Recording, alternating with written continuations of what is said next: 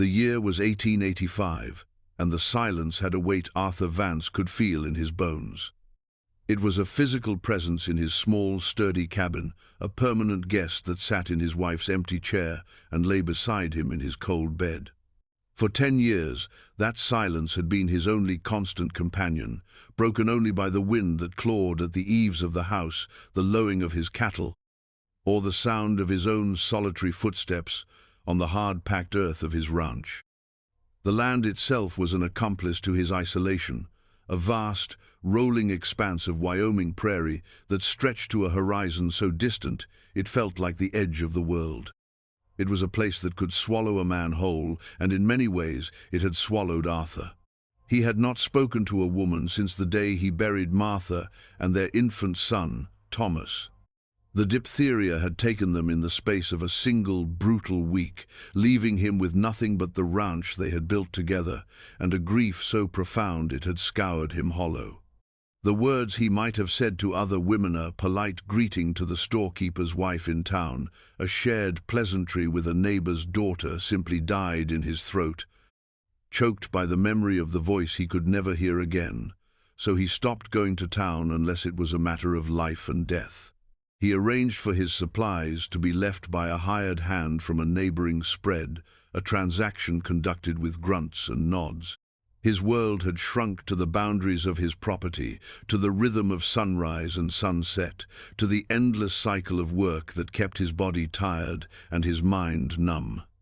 His routine was the bedrock of his existence. Before dawn he was up, the chill of the cabin air a familiar shock. He would light the stove, the scrape of the match, a sharp intrusion into the quiet. Coffee, black and bitter. Then out to the barn, the lantern light carving a small, warm circle in the immense dark. He moved with an economy born of long practice, feeding the horses, milking the lone cow, his hands, calloused and capable, performing the tasks automatically. His face, weathered by sun and wind, was a mask of stoicism, his blue eyes holding a permanent distance, as if he were always looking at something far away, something long gone. He was a man made of grief and granite, hardened by loss and the solitude he had chosen as his penance. One morning in late spring the routine was shattered. He woke not to the familiar silence but to a faint, urgent scratching at his cabin door. It was a sound so alien, so out of place, that for a moment he thought he was dreaming. He lay still, his heart thudding a sudden, heavy rhythm against his ribs. The scratching came again, more insistent this time, accompanied by a low murmur of voices, female voices, hushed and desperate. He reached for the rifle he kept beside his bed, his movements slow and deliberate. Trouble came in many forms on the frontier, and it rarely knocked politely. He moved to the door, the floorboards groaning under his weight. He peered through the small, grimy window pane. In the thin, grey light of pre-dawn, he saw them. 4 figures, huddled together on his porch as if for warmth, though the air was mild. They were native women, their faces etched with exhaustion and fear. Their deerskin dresses were torn and mud-splattered, their hair unbound and tangled. They looked like refugees from a nightmare, their dark eyes wide and fixed on his door. Arthur's first instinct was a cold knot of refusal. This was not his concern.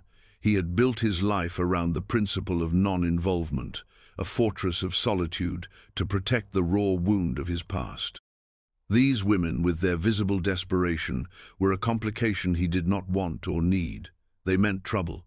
They were being pursued, or they were starving, or both. Whatever their story, it would inevitably become his problem, a breach in the walls he had so carefully constructed over a decade. He remained frozen, his hand on the cold brass of the doorknob, waiting for them to give up and leave. But they did not. The tallest of them, a woman who carried herself with a weary dignity, stepped forward. She raised a hand, not to knock, but in a gesture of peace. Then she spoke, her voice low but clear, the Cheyenne words foreign to his ears, but the tone universal in its plea. He saw the others clustered behind her, one with a pragmatic, wary gaze that missed nothing, a younger one whose face was a canvas of open hope and fear, and the smallest, who leaned heavily against the others, her breathing shallow and ragged. The man who hadn't willingly spoken to a woman in a decade found himself in a silent standoff with 4 of them on his doorstep. The memory of Martha flashed through his mind, her kindness, her belief that no one should be turned away in need. It was a belief that had died with her. He tried to cling to his resolve, to the hardened shell he had cultivated, but the sight of the youngest girl, trembling with what looked like fever, chipped away at his defenses. He saw not just a stranger, but a child. He saw a flicker of the helplessness he had felt as he watched his own son's life slip away. With a curse muttered under his breath, a sound that was more a groan of resignation than an oath, Arthur Vance unlocked the door and pulled it open. He did not speak. He simply stood there, his large frame filling the doorway, the rifle held loosely at his side. He was a formidable sight, his expression grim, but he had opened the door. For the women on the porch, in that moment, it was enough. The eldest met his gaze, her own dark eyes, holding a mixture of gratitude and unflinching assessment. She said something softly to the others, and slowly, hesitantly, they shuffled past him into the warmth of the cabin, bringing with them the scent of rain, pine, and fear, and shattering Arthur's 10-year silence without a single word being exchanged. He directed them toward the fire with a jerk of his head. They moved to the hearth, huddling together, their eyes darting around the spare, masculine space. Arthur felt like a stranger in his own home. Their presence was an overwhelming force, filling the emptiness he had grown accustomed to. He put the rifle back in its place by the mantelpiece, a deliberate gesture to show he meant no immediate harm. He moved to the stove, his actions stiff and awkward, and began preparing more coffee and frying bacon. The simple domestic act felt alien to him, something he had not done for another living soul in an age. The oldest sister, her name he would later learn was Vevina, watched his every move. Her gaze was sharp, intelligent, and deeply cautious. She was the clear leader, her protective stance sheltering her younger siblings. Next to her sat Mesa, whose practical eyes were already cataloging the room, the state of his supplies, the layout of the cabin, the paths of escape. The third, Neva, seemed younger. Her fear mingled with a sliver of curiosity as she looked at him. The youngest, Soteo, was shivering violently now, her face flushed with fever. When the food was ready, Arthur placed the plates on the rough-hewn table, then retreated to the far side of the room, leaning against the wall. He would not sit with them. It was a boundary, a line drawn in the small space of the cabin. Vevina murmured to her sisters, and after a moment's hesitation, they ate, quickly and ravenously, like starving animals. All except the youngest, who could only manage a few sips of water that Mesa held to her lips. The first days were a silent negotiation of space and intent. Arthur offered them the use of the old barn, a dry and sturdy structure where they could have privacy. He laid out clean blankets, items that had not been touched since Martha had folded them away. He provided them with food from his store's flour, beans, salted meat, leaving it on a crate outside the barn door each morning. He did not intrude, and they did not approach the main cabin unless necessary. Communication was a language of gestures and necessity, a pointed finger at an empty water bucket, a nod of thanks, averted eyes. He learned their routines through observation. Vevina was the guardian, always watchful, her hands rarely still, mending their torn clothing with a needle and thread she produced from a small pouch. Mesa was the pragmatist, organizing their meager belongings, assessing the land around the barn, her mind clearly working on their long-term survival. Neva, once her initial fear subsided, revealed a quieter, gentler nature, tending to the small herb garden Martha had planted long ago, which had since gone wild. And Soteo remained in the barn, her fever a persistent, worrying presence. Arthur found himself watching them as he went about his chores. He'd see Neva gently coaxing a green shoot from the neglected soil and feel a strange pang in his chest, a ghost of an emotion he couldn't name. He saw the fierce, unwavering loyalty with which Vevina and Mesa cared for their younger sister, and it reminded him of the love that had once filled this lonely place.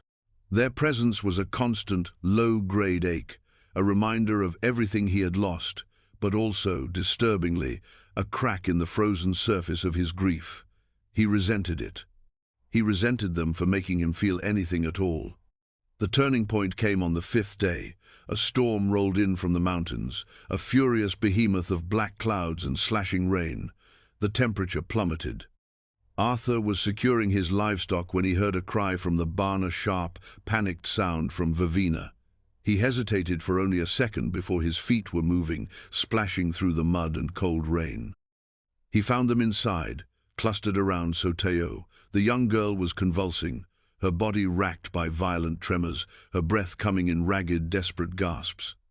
Her fever had broken, but in the worst way.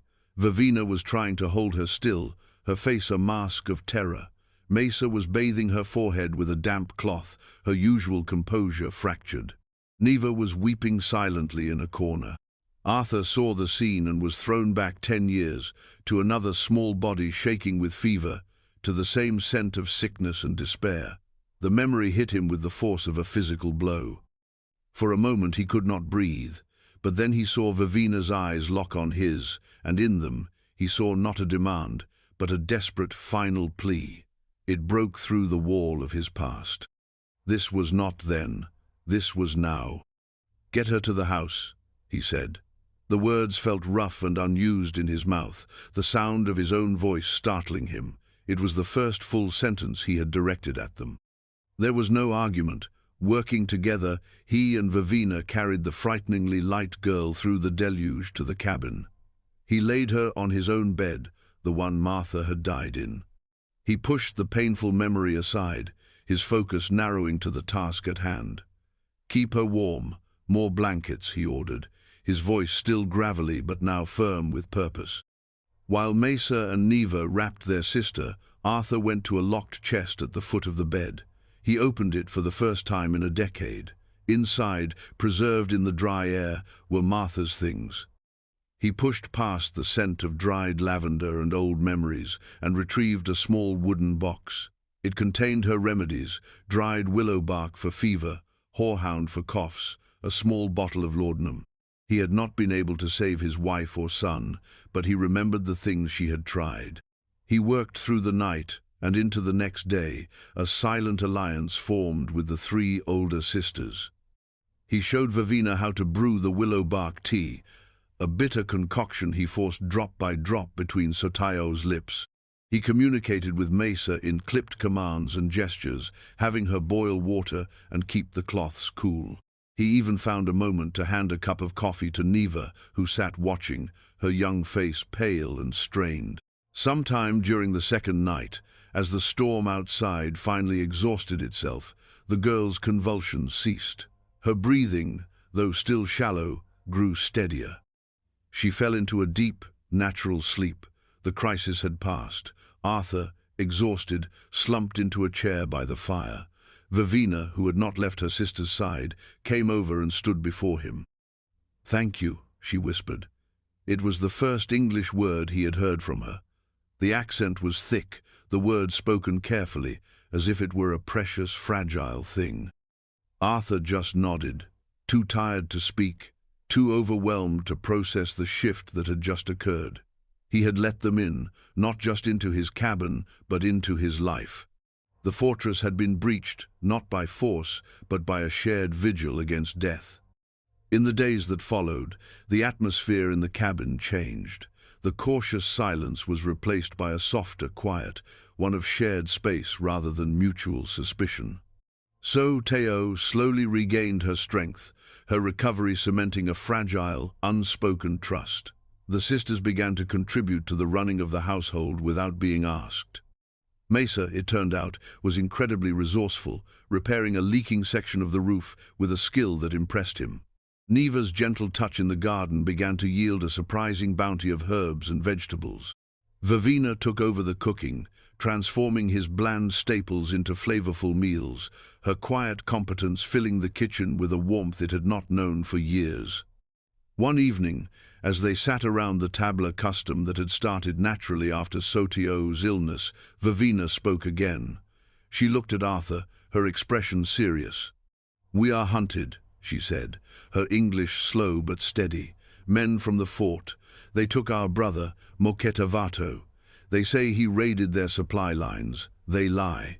Arthur listened without interrupting, his gaze fixed on the flickering lamplight. "He resisted them," Maisa added, her voice sharp with a mixture of pride and anger. "He would not let them push our people from the winter grounds. So they took him. They came for us next. They said they would take us to the reservation, but we know what they meant. We ran."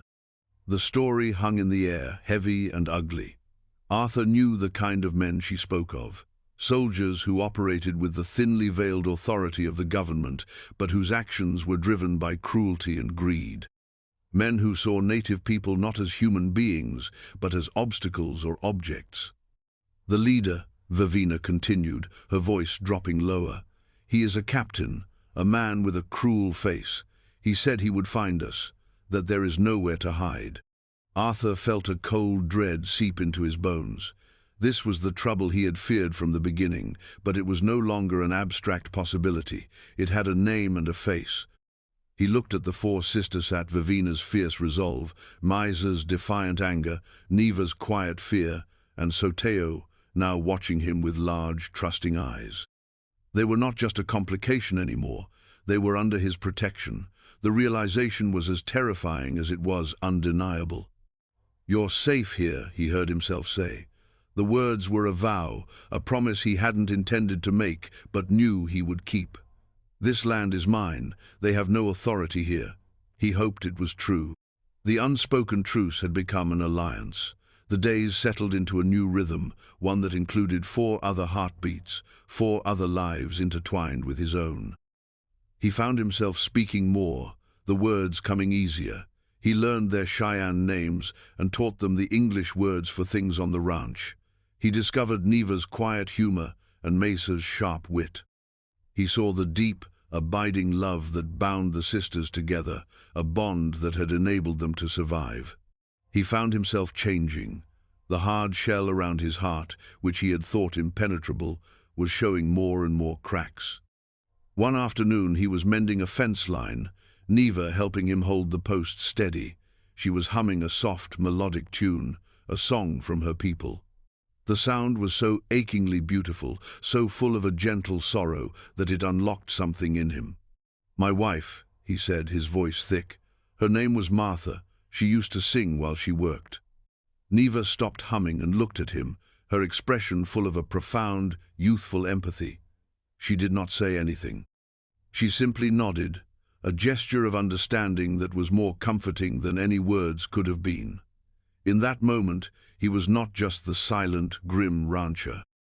He was a man who had loved and lost, and she saw it.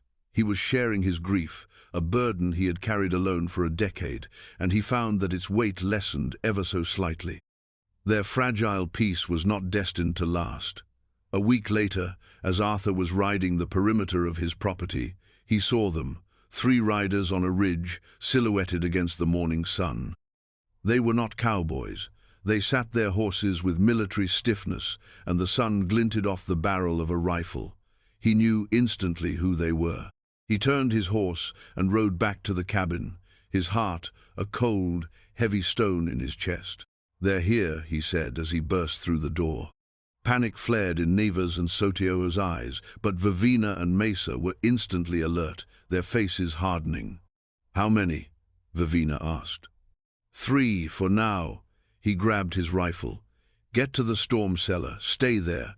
Do not make a sound, no matter what you hear." The cellar was a small, dark space under the cabin floor, hidden beneath a bearskin rug. It was their only real chance of concealment. The sisters scrambled inside without a word, Vevina giving him one last, long look before he slid the heavy wooden door back into place and covered it with the rug. The cabin was silent again, but this was a new kind of silent zone filled with terror and anticipation.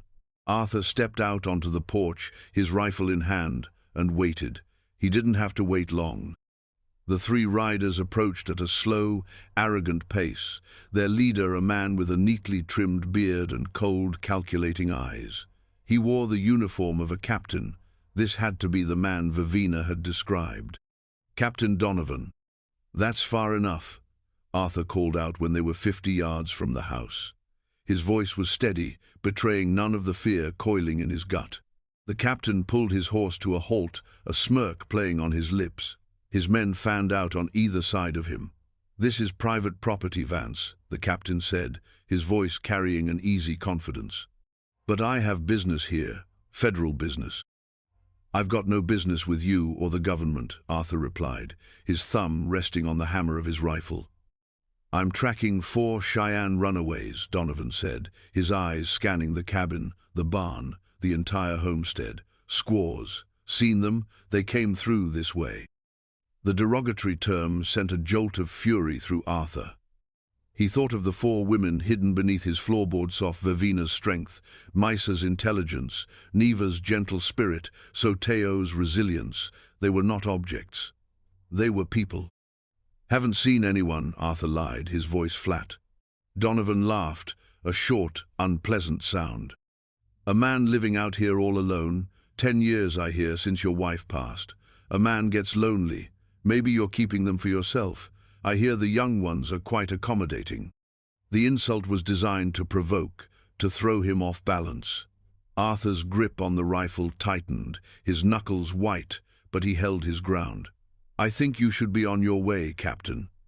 "I'll leave when I've searched your property," Donovan said, his tone shifting from mockery to command. He made a move to dismount.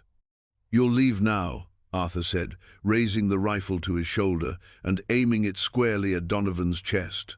"Or you won't leave at all. This is my land. Your authority ends at my fence line." For a long moment, nobody moved. The wind whistled through the eaves, the only sound in the tense standoff. Donovan stared at Arthur, assessing him. He saw not a frightened homesteader, but a man with nothing left to lose, a man who had drawn a line in the dirt and was prepared to die on it. The captain's smirk faded, replaced by a look of cold fury. He was not used to being defied. "This isn't over, Vance," Donovan snarled. "You've made a powerful enemy today." He wheeled his horse around, his men following suit. They rode away, not with the arrogance of their arrival, but with the angry stride of men who have been thwarted and would seek revenge. Arthur watched until they were specks on the horizon. Only then did he lower the rifle, his arms trembling from the strain. He went back inside, his legs unsteady, and opened the cellar door. 4 pale faces looked up at him. "They're gone," he said, "for now." He knew, and they knew, that Donovan would be back. The confrontation had not ended the threat, it had only escalated it. That night, the atmosphere was thick with unspoken fear. But something else was present too, a sense of shared purpose, of a fight that was now theirs together. Arthur was no longer just a protector, he was a participant in their fate. They began to prepare. Arthur knew his land better than anyone. He knew every ravine, every rock outcropping, every hidden hollow. With Mesa, whose strategic mind was as sharp as his own, they planned. They would not wait in the cabin like cornered animals. They would use the land as a weapon. Vevina revealed that she was a skilled archer. Her father had taught her, and she had a yew bow and a handful of arrows wrapped in her belongings. It was not much, but it was something. They fortified the barn, creating small loopholes from which they could watch the approaches to the ranch. They stockpiled water and food. They worked together, a small, determined unit against the coming storm. During these preparations, the last of Arthur's defenses crumbled. He found himself talking with them, sharing stories of building the ranch with Martha. He learned about their life before the soldiers came, a life of community and tradition that had been shattered. They were no longer strangers he had taken in, but family. A strange, unlikely family forged in hardship and shared danger. The silence he had lived in for a decade was now filled with the low murmur of their voices, the sounds of their work, the quiet rhythm of their breathing in the night. It was a sound he realized he never wanted to lose. Donovan returned 3 days later, just after dawn, as they had known he would. This time he brought 6 men with him. They did not ride to the cabin. They fanned out, intending to surround the homestead, but Arthur and the sisters were not in the cabin. They were waiting. The first shot came not from Arthur's rifle, but from Vevina's bow.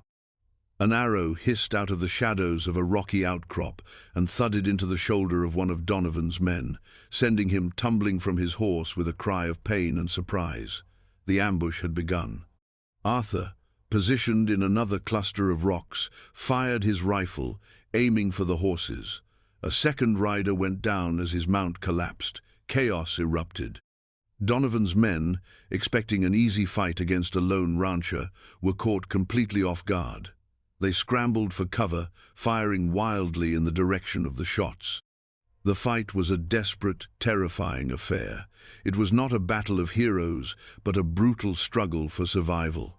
Arthur used his knowledge of the terrain to move from one position to another, firing and retreating, making his single rifle sound like 3.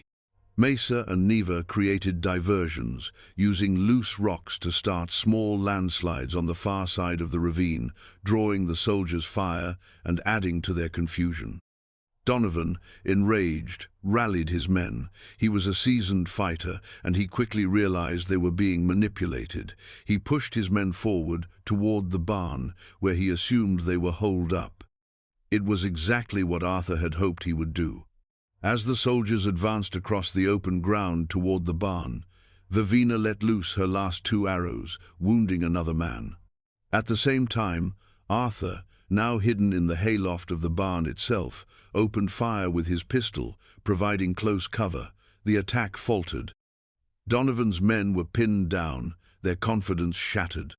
The captain, his face contorted with rage, made a fatal error. Seeing his plan failing, he charged the barn alone, his pistol blazing, determined to end it himself. Arthur had a clear shot. He saw Donovan in his sights, the man who had threatened these women, who had insulted the memory of his wife, who had brought violence and hatred to his home. His finger tightened on the trigger, but he did not fire. In that split second, he knew that killing him, even in self-defense, would bring a world of trouble down on them all. The army would not ignore the death of a captain. Instead, he aimed lower.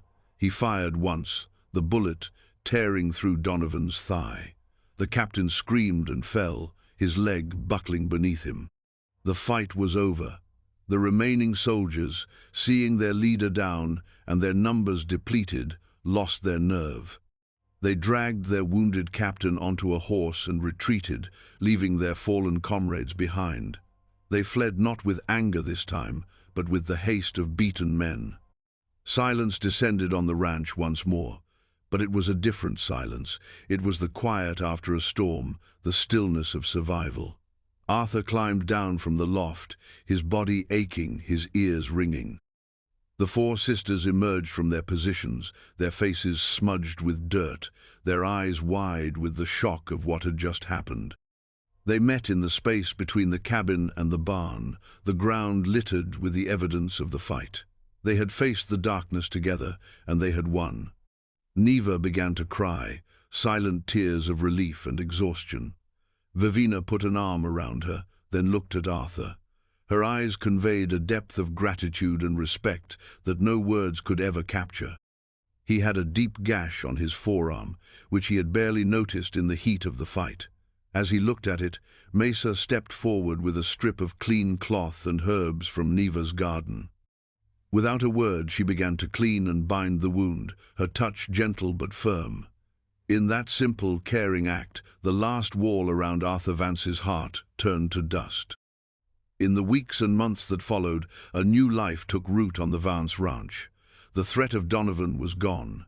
A wounded, humiliated captain was unlikely to report his illegal and failed mission. The ranch was an island of peace in a turbulent world. The silence was gone for good, replaced by the sounds of a home. The murmur of the sisters talking in Cheyenne, the melodies Neva hummed in her garden, the sound of shared laughter over a meal.